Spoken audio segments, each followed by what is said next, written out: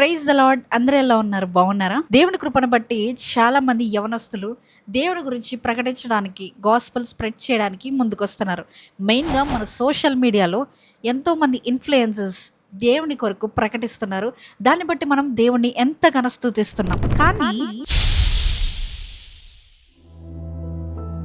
మనలో చాలా మంది సోషల్ మీడియాలో కొంతమందిని ఫాలో అవుతూ ఉంటాం.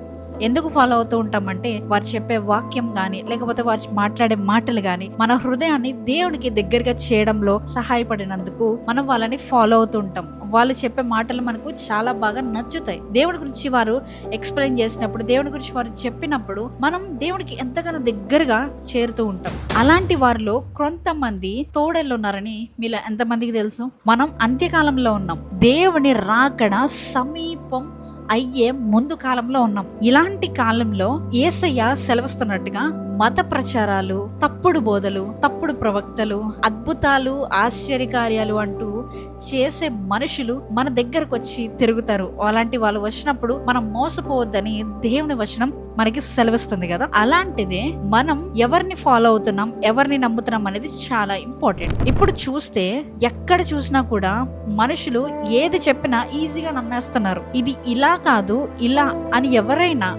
ఎవరైనా కూడా వీడియోస్లో కానీ లేకపోతే దగ్గరకు వచ్చి కానీ చెప్తూ ఉంటే అది నిజమా అబద్ధమా, అసలు బైబిల్లో ఉందా లేదా, ఇవేమి చూడట్లేదు. వాళ్ళు చెప్పారు, నేను నమ్ముతున్నా, ఇలానే ఉంటున్నారు. ఒకసారి మిమ్మల్ని మీరు పరీక్షించుకోండి. మీరు ఎవరిని ఫాలో అవుతున్నారు, ఎవరు చెప్పే మాటలు వింటున్నారు, ఎవరు బట్టి మీరు ఎక్కువగా ఇన్ఫ్లుయెన్స్ అవుతున్నారు, ఒక్కసారి పరీక్షించుకోండి. ఎందుకంటే రేపు ప్రొద్దున్న మీరు చనిపోయిన తర్వాత దేవుని సన్నిధికి వెళ్ళినప్పుడు దేవుడు మీ దేహంతో జరిగించిన ప్రతి పనికి లెక్క అడుగుతాడు. వాళ్ళు చేసిన పనికి లెక్క అడగరు. వాళ్ళు చేసింది వాళ్ళకు ఉంటుంది, నువ్వు చేసిన దానికి లెక్క అడుగుతాడు. అలాంటి సమయంలో ఆ ఫలానా వాళ్ళు చెప్పారు, వీళ్ళు చెప్పారు అని ఆన్సర్ చెప్పడానికి ఉంటుందంటావా?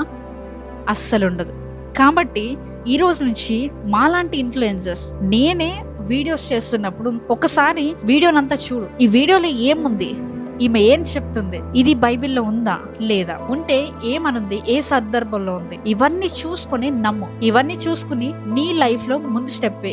అంతేగాని ఏది పడితే అది చెప్పినప్పుడు, ఏది పడితే అది ఇన్ఫ్లుయెన్స్ చేసినప్పుడు నువ్వు నమ్మకు. ఎందుకో చెప్పనా, ఈ లోకం ఎప్పుడు కూడా నిన్ను తప్పుడు మార్గంలో నడిపించడానికి చూస్తా తప్ప సత్య మార్గంలో నడిపించడానికి ఎప్పుడు చూడదు. ఈ లోకం ఎప్పుడు నీ మీద చీకటి కమ్మడానికి చూస్తుంది, వెలుగులోనికి నడిపించడానికి చూడదు. నిన్ను వెలుగులోకి నడిపించేది క్రీస్తు మాత్రమే. కాబట్టి మాలాంటి ఇన్ఫ్లుయెన్సర్స్ కాదు నువ్వు ఫాలో అవ్వాల్సింది, దేవుడికి రాసిన ప్రేమలేఖని, అంటే అదే బైబిల్.